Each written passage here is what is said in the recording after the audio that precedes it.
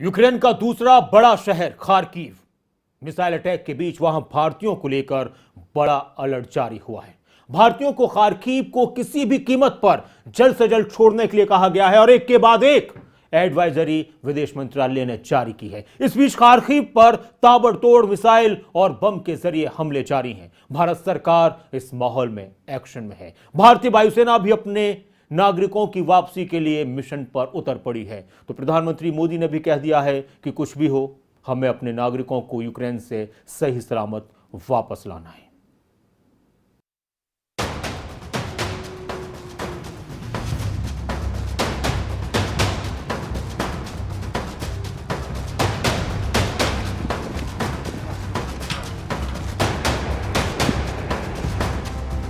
ये यूक्रेन का खार्किव शहर है।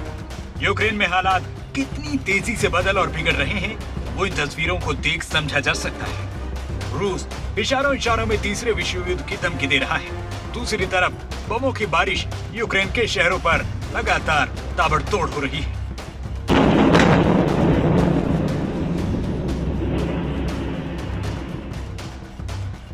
रूस ने कहा है अगर थर्ड वर्ल्ड वॉर होता है तो इसके नतीजे बेहद बेखौफ होंगे।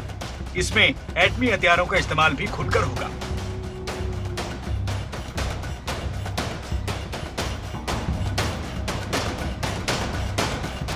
एक तरफ रूस बड़ा करने का संकेत दे रहा है तो रूसी सेना खार्किव की शक्ल बिगाड़ने में जुटी है।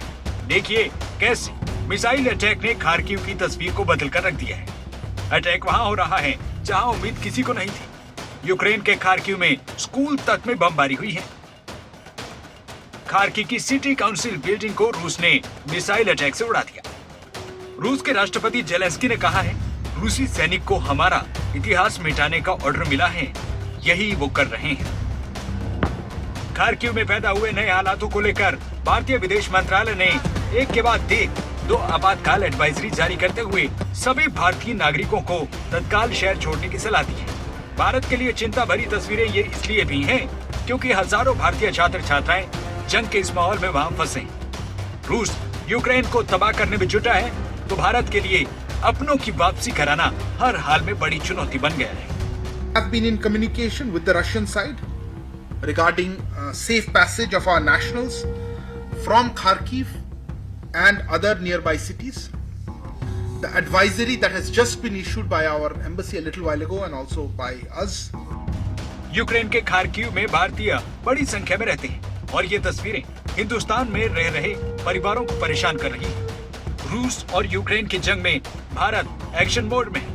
वायुसेना तक ऑपरेशन गंगा में उतर चुकी है। भारतीय वायुसेना के ताकतवर विमानों में शामिल C-17 तक को भारतीयों को वापस लाने के लिए उतार दिया गया है। यही नहीं, भारत सरकार के बड़े मंत्री पोलैंड, रोमानिया में भारतीय छात्रों को हिम्मत बंधा रहे हैं। उनकी सुरक्षित और जल्दी वापसी के लिए तेजी से अभियान को आगे बढ़ा रहे हैं।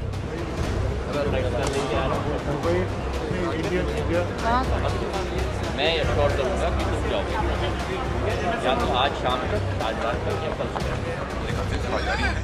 हमारी एयरफोर्स की प्लेन को भी अब लगा दिया गया है इस काम के लिए। पहले तो हमारी जो सिविल एविएशन की प्लेन्स जा रही थी उन सबको लेकर आ रही थी।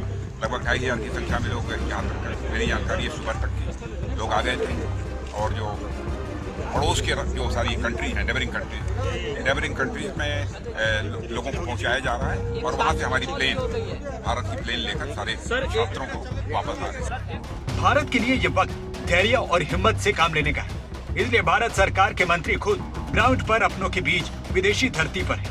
प्रधानमंत्री मोदी की हालात पर नजर है।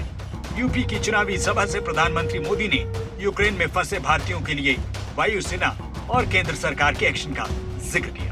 देश के नागरिकों को वहां से सुरक्षित निकालने के लिए इतना बड़ा अभियान चला रहे हैं। ऑपरेशन गंगा के तहत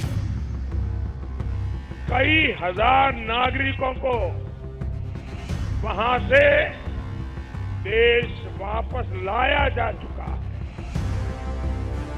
इस मिशन को गति देने के लिए भारत ने अपने 4 मंत्रियों को भी वहां पर भेज दिया है। भारतीयों की सुरक्षित वापसी को लेकर ऑपरेशन गंगा तेजी से जारी है। रूस जिस तरह से यूक्रेन पर मिसाइलों से बारिश कर रहा है, उससे लगता नहीं कि जंग जल्द रुकने वाली है। न्यूज डेस्क रिपोर्ट, खबरें अभी तक।